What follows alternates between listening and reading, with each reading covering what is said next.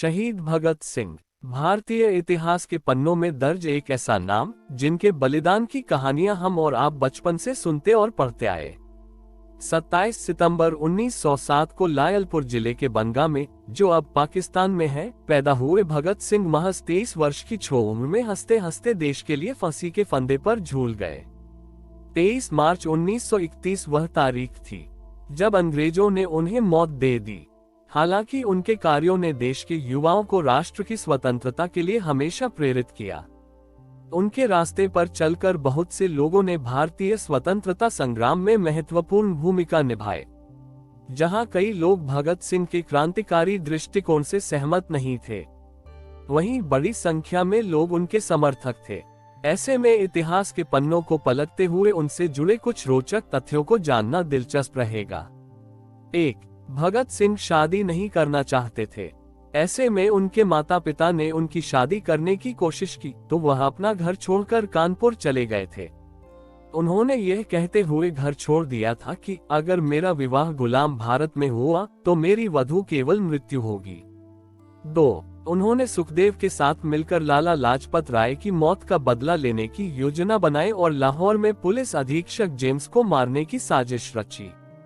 हालांकि पहचानने में गलती हो जाने के कारण उन्होंने ब्रिटिश पुलिस अधिकारी जॉन सॉन्डर्स को गोली मार दी थी। 3.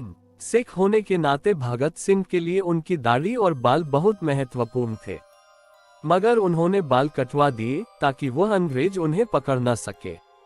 अंततः वह ब्रिटिश पुलिस अधिकारी जॉन सॉन्डर्स की हत्या के बाद लाहौर से भागने में सफल रहे थे। 4. ब्रिटिश पुलिस अधिकारी जॉन सॉन्डर्स की हत्या के करीब 1 साल के बाद भगत सिंह और बटुकेश्वर दत्त ने दिल्ली के सेंट्रल असेंबली हॉल में बम फेंके और इनकलाब जिंदाबाद के नारे लगाए। साथ ही इस बार उन्होंने खुद को गिरफ्तार हो जाने दिया। 5. जेल के अंदर भी भगत सिंह का क्रांतिकारी रवैया कायम रहा।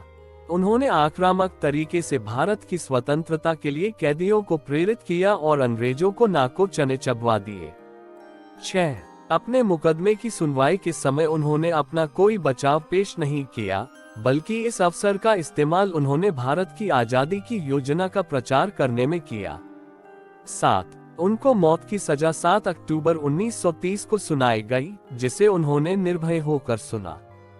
8. जेल में रहते हुए उन्होंने विदेशी मूल के कैदियों के साथ अच्छा व्यवहार करने की मांग की। उनके साथ इलाज में भेदभाव के विरोध में उन्होंने 116 दिन की भूख हड़ताल भी की थी। 9. उनकी फांसी की सजा को 24 मार्च 1931 से 11 घंटे घटाकर 23 मार्च 1931 को शाम 7:30 बजे कर दिया गया। उन्हें फांसी की सजा सुनाने वाला न्यायाधीश का नाम G.C.